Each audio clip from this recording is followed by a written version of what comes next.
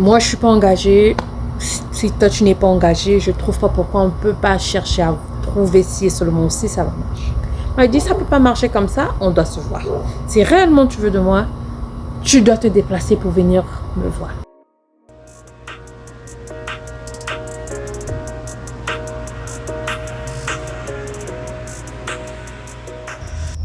Hello, bienvenue à ma chaîne. Mon nom est Bélia. Aujourd'hui, j'aimerais parler love story. Comment je me suis rencontrée avec mon mari. Comme je disais, mon nom est Bélia. Je suis mariée. 9 ans de cela, je viens de fêter mes 9 ans d'anniversaire de mariage. Je suis mère de 4 enfants, 2 filles et 2 garçons. Comme je dis souvent, 9 ans c'est pas beaucoup, mais 9 ans c'est beaucoup. Donc, je me suis mariée très tôt, très jeune, avant ma trentaine. Comment je me suis rencontrée avec mon mari? Je suis congolaise de Brazzaville. Mon mari est congolais de Brazzaville, mais nous habitons aux États-Unis. Donc, si vous trouvez que mon français est un peu... Vous devez comprendre, hein, avec l'habitude de l'anglais et tout. J'ai perdu un peu de l'habitude, mais je veux m'adapter, je veux m'efforcer. Donc aujourd'hui je suis dehors, je ne vais pas vouloir faire ça dans la maison, je suis dehors, je vais prendre le verre, il fait beau aujourd'hui. Je suis au Texas, il fait très chaud, mais aujourd'hui il fait pas trop chaud. Je suis congolaise de Brazzaville comme je disais, mon mari est congolais de Brazzaville.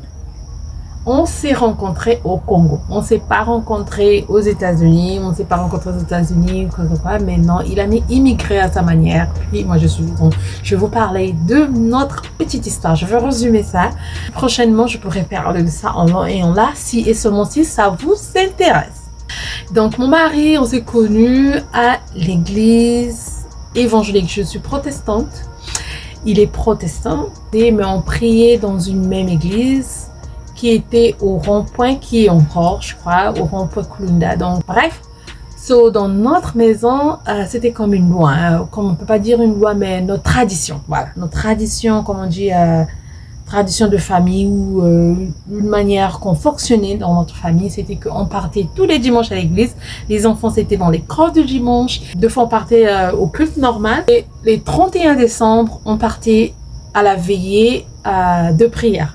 Ceux qui connaissent là, faites-moi signe, écrivez down, dites-moi si vous connaissez et tout, et ça me manque ici, ça n'existe pas, ici, c'est pas ça. Donc, le New Year Eve, le 31 décembre, tout le monde obligé à l'église. Donc, chaque 31 décembre, nous partions à l'église, que tu le veux ou pas. Il n'y a pas de faire de sortie ou boîte, aller en boîte ou quoi que ce soit, rien. Donc, nos grands-parents nous exigeaient, nous les petits-enfants et nos papas, nos tantes, nos oncles, tout le monde à l'église. Donc, en 31 décembre de 1999, j'avais avoir 12 ans, 12 ans, 13 ans, si je ne me trompe pas. On était ensemble avec mes copines, Pamela qui était ma voisine, ben, c'était plus qu'une copine, c'était comme une sœur, je la cherche encore si elle me voit, s'il te plaît, écris-moi en bas des commentaires, je te cherche. Bref, donc on était avec eux et à l'église on faisait le jour agapé. Agapé c'est comme un potluck qu'on appelle en anglais, vous emmenez à manger. Moi j'emmène à manger, toi tu emmènes à manger, puis on se retrouve en groupe, on s'échange, on mange tous ensemble. Donc on était assis la nuit, je sais pas si c'était vers les 22h, 23h, après la prédication, après avoir chanté, dansé, c'était le temps de manger, on était assises, manger et vous pouvez vous échanger les cadeaux avec n'importe qui. Donc moi je crois que j'avais fait un cadeau à ma copine Pamela, si je ne me trompe pas, ça fait décennies, hein, 1999, donc je crois que j'avais fait un cadeau à ma copine. On s'était échangé, on était assis sur la natte, on mangeait, on parlait, on était un peu en groupe, hein, tous et prêts à dormir aussi et tout. Donc tout le monde était sur la natte, il y a des haut-parleurs, ceux qui sont dans l'église, ceux qui sont dans la parcelle de l'église. Donc on était là, non, on était dans la parcelle de l'église, on n'était pas dans l'église, mais on était dehors dans la parcelle, on était assis sur les nattes. La pluie. Après avoir mangé et tout, j'ai vu quelqu'un qui est venu me donner une rose, mais rose en plastique. On met ça souvent dans des plastiques comme ça. Si c'est quand des Saint-Valentin, on vend ça, des trucs comme ça. Il avait une fleur comme ça pour moi et une carte, si je ne me trompe pas. Une personne qui vient seulement out of the blue, seulement comme ça, que je ne connaissais pas, qui veut me donner une fleur et une carte. Alors que lui me connaissait, lui me remarquait, lui me voyait. Moi, je ne le voyais pas, je ne le connaissais pas. Et à l'époque, il était dirigeant la chorale de l'école de Dimanche, la chorale. Donc, on avait une chorale à l'école de Dimanche, dans des chorales des enfants. Lui, il était parmi les dirigeants, il chantait, il dirigeait et tout. Mais il m'avait vu. Son histoire à lui, je suis venue le savoir plus tard, comment il m'a vu, comment il m'a connu. On lui a parlé de moi sans qu'il sache que c'était moi. Ça, c'est une autre page. Si vous voulez ça, vous allez me demander dans les commentaires. Je vais vous le dire. Ça, c'est lui qui me racontait sa part d'histoire. Moi, je vous raconte ma part d'histoire. Il me donne une fleur, je le regarde, il est parti. Puis je demande à quelques filles qu'on était ensemble, tu le connais? Oh oui, je le connais. Il est le dirigeant de l'école du Manche, des Kodim, tout le monde. Ah bon, je ne le connais pas. Puis quelques jours plus tard, il me voit à la sortie du culte du dimanche, il me voit, il me dit, ah, j'aimerais que tu sois ma copine. J'avais 12 ans, mes amis, j'avais 12 ans, je ne connaissais pas les hommes, je ne connaissais pas. Il était avec ses amis, il a dit, oui, tu seras ma copine, toi là, je vais t'épouser, toi là, je vais t'épouser. Je suis partie. Après, la vie qui passe. Après quelques temps, on se voyait seulement en flash parce que après je m'étais déplacée de cette quartier de Wendé, j'étais allée vivre à Bakongo avec ma tata. Donc on ne se voyait pas. Une fois on s'est vu au CCF, je partais déposer les livres. Le CCF c'est quoi? Un centre culturel français où il y avait la library, bibliothèque. Yes! Il y avait la bibliothèque, donc j'étais abonnée, je partais prendre des livres. Donc j'étais dans un bus, un moyen de transport, c'est lui qui était à côté. Et il me dérangeait encore. Moi, je ne m'occupais pas de lui. Franchement, je ne m'occupais pas de lui. Je ne m'occupais pas de lui et je ne l'avais pas en tête. 2 ans, 3 ans plus tard, il a voyagé. Il est parti aux États-Unis parce que son père habitait aux États-Unis. Moi, mon père habitait au Canada.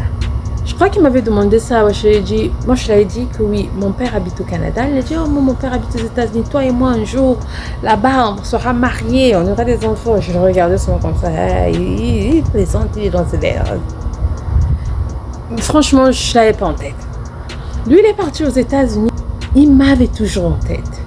Il m'avait toujours en tête. Moi, j'ai oublié. Je n'ai pas oublié qu'il y avait une action, mais je ne l'avais pas en tête. Il est arrivé aux États-Unis, il m'a écrit, il m'a envoyé une lettre à la poste. Les amis, pas email, non. Il m'a envoyé une lettre à la poste, il connaissait mon adresse, il connaissait là où j'habitais parce que ma tata et sa petite maman fréquentaient dans une même école, même classe. Et sa maman venait chez ma tata pour faire des devoirs à faire à la maison, des choses. Et il connaissait mon adresse, il connaissait ma famille, il connaissait mon background. Sa grand-mère et ma grand-mère, elles étaient parmi les responsables à l'église. Donc c'est comme une famille qui se connaissait déjà, qui s'était connectée déjà depuis. Donc il m'a écrit, j'ai reçu la lettre, je lisais la lettre, je n'avais pas d'idée. Puis quand il m'a tout expliqué en bas et j'ai vu la photo, moi je dis tiens, waouh! On s'est connus en 1999, j'ai eu la lettre, je crois 2005, 2005 ou 2004. Je dis what? Et il m'avait mis un email adresse, donc on se faisait des emails, puis on s'est appelé, mais les appels il appelle aujourd'hui, 6 mois plus tard, il appelle. 4 mois plus tard, il appelle. 10 mois plus tard, 1 année plus tard. Donc après, moi j'ai passé à autre chose.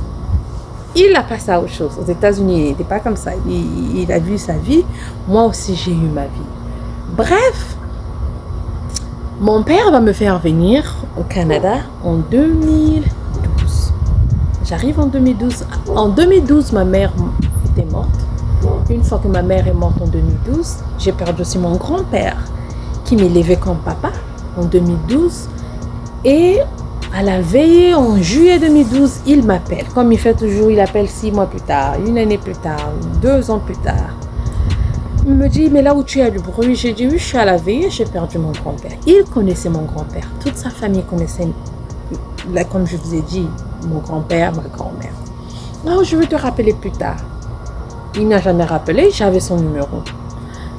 Donc en juin, ma mère est morte. En juillet, mon grand-père est mort, 2012.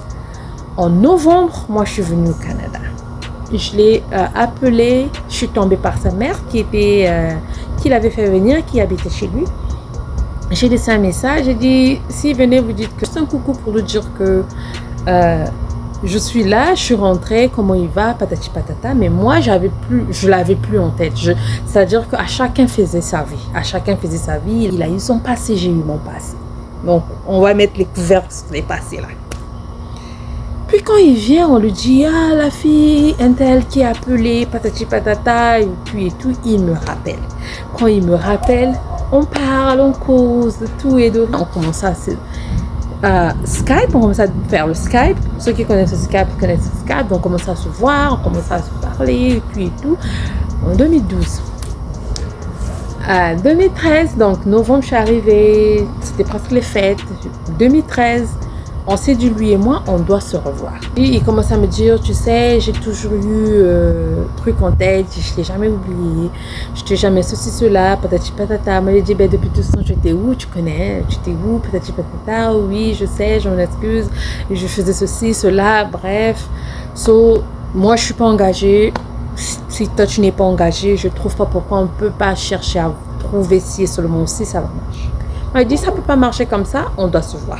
Si réellement tu veux de moi, tu dois te déplacer pour venir me voir. Il dit, il n'y a pas de problème. Moi, j'habite en Alberta, au Canada, et on s'est donné un rendez-vous à Montréal parce que j'avais un voyage que je devais aller voir quelques de mes tantes à Montréal. Je lui ai dit, bon, ok, on se voit à Montréal. Tu viens à Montréal, moi je me retrouve à Montréal, on se retrouve à Montréal. Il quitte les États-Unis, il vient à Montréal, on se voit. On s'est reconnecté.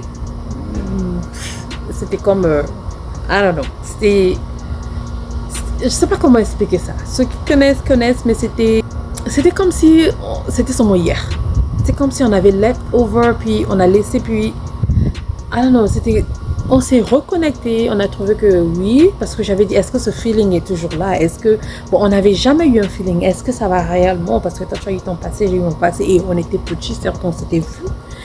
Tu m'avais peut-être dragué, ben, il n'y avait rien, on va voir si ça va marcher. Puis, on a trouvé que la flamme était là, qu'on s'aimait, puis on s'est mis d'accord. Il a dit, je ne veux plus laisser les choses tarder, je veux rentrer, je vais aller me préparer et revenir t'épouser. Ça, c'était Summer 2013. Donc, Summer, c'était dans les juillet.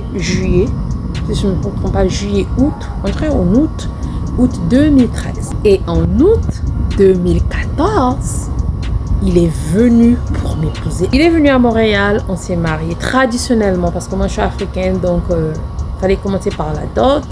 Traditionnellement, on s'est mariés traditionnellement. Puis après, le lendemain, aujourd'hui on s'est mariés traditionnellement. Le lendemain, on a fait le mariage civil. Puis, il est revenu aux États-Unis. C'était une partie, hein. Quand il est venu me voir, on s'est entendu. En avril 2014, moi je suis venue visiter, je suis venue voir là où il habitait aux États-Unis. Parce que je ne veux pas t'engager comme ça. Oui, tu es venu, je t'ai vu, oui c'est bon, mais qu'est-ce qui se passe? Tu habites où réellement et tout. Donc en avril, j'ai fait un voyage. Je suis venue le voir là où il habitait aux États-Unis. Je suis rentrée. En août, on s'est mariés. J'ai move aux États-Unis en 2016, juin. Donc après le mariage, moi je suis restée parce que j'avais le travail à faire. J'avais beaucoup de choses à faire. Il venait de temps en temps. Il venait, je venais. On était comme ça. On n'avait pas encore décidé où est-ce qu'on va réellement se baser.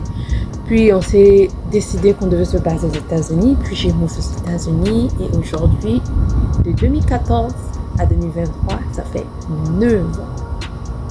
9 ans de mariage. Ça c'était le résumé de ma rencontre avec mon mari. Donc je ne sais pas, qu'est-ce que vous en pensez? Dites-moi dans les commentaires comment vous êtes rencontrés. Comment? Est-ce que c'était du coup de foudre? Est-ce que c'était quelque chose que vous savez que c'est lui? Est-ce que vous savez? Moi, à l'époque, quand j'étais petite, à 12 ans, quand il m'a vue, je savais pas que c'était lui. Je vais pas mentir. Je savais pas que c'était lui parce que je savais pas qu'est-ce que c'est réellement être dans une relation. Qu'est-ce que c'est être amoureuse de quelqu'un ou d'un homme, quoi. J'étais vraiment enfant. Je connaissais pas, donc je savais pas que c'était lui. Mais une fois qu'on s'est retrouvés à Montréal, quand on s'est revus à Montréal, je me suis dit oui. Je me suis dit oui, c'est lui. Mais ça ne veut pas dire qu'une fois qu'on est rentré dans le mariage, que tout était rose. Non. Rappelez-vous, j'ai vécu ailleurs. Il a vécu ailleurs. Lui, il est venu aux États-Unis en 2002. Moi, je suis venue 10 ans plus tard. 10 ans, 2012. 10 ans plus tard, moi, j'ai vécu ma vie. J'ai eu une vie. Il a eu une vie. J'ai eu une éducation. Il a eu son éducation. Et on s'est mariés en 2014. En 2014, on n'habitait pas ensemble. Il venait au Canada pendant 4, 5, 6 mois. Il repart travailler. Moi aussi, je venais quelque temps. Je repars travailler. Donc, on n'habitait pas vraiment ensemble. Ça, c'est là où je parlais de l'hypocrisie. Si tu n'as pas encore suivi cette vidéo, va dans ma chaîne, va chercher à voir la vidéo à propos de l'hypocrisie. Donc, on joue à l'hypocrisie, nous deux. Il joue à l'hypocrisie, je joue à l'hypocrisie. Mais une fois qu'on est rentré dans une même maison, comme je disais, le mariage, ce n'est pas le jour que vous mariez que c'est le mariage. C'est la fête du mariage, c'est pas le mariage. Mais pour moi, mon mariage a commencé dans une même maison en 2016, quand je suis rentrée dans une même maison que lui. Oh gosh! On a eu des hauts et des bas. On a eu des hauts et des bas. Ce bouton-là me dérange. On a eu des hauts et des bas. C'était pas toujours rose. Certes, je sentais que l'amour est là. Certes, je l'aime, il m'aime. Mais c'était pas rose. C'était pas rose. Si quelqu'un veut dire que non, c'est rose, le mariage est rose, non. Donc, si vous voulez plus de détails, vous voulez plus de l'immigration, comment j'ai immigré, faites-moi signe dans les commentaires à propos de l'immigration. Je pourrais parler de l'immigration. Quelles sont les difficultés que j'ai eues. Mon mouvement d'immigrer n'était pas facile. J'ai eu des hauts et des bas. J'ai vraiment eu des moments difficiles. Si vous êtes intéressé sur ça, let me know. Dites-le moi dans les commentaires. J'espère que vous avez aimé. J'espère que ça vous apportera un peu plus. Dites-moi comment est-ce que votre histoire, ça peut pas être pareil avec moi, c'est sûr, mais est-ce que ça peut pas la même chose? Est-ce que vous êtes retrouvés? Est-ce que vous connaissez le Congo-Brazzaville? Est-ce que vous connaissez Wednesday? Est-ce que vous êtes protestante? Vous avez été dans une même église que moi? Est-ce que votre histoire, comment elle était? Faites-le moi savoir, mais n'hésitez pas de vous abonner si seulement si ces sujets vous intéressent. Abonnez-vous, partagez et likez, subscribe. Je vais vous voir prochainement. Bisous, bye bye. Bye.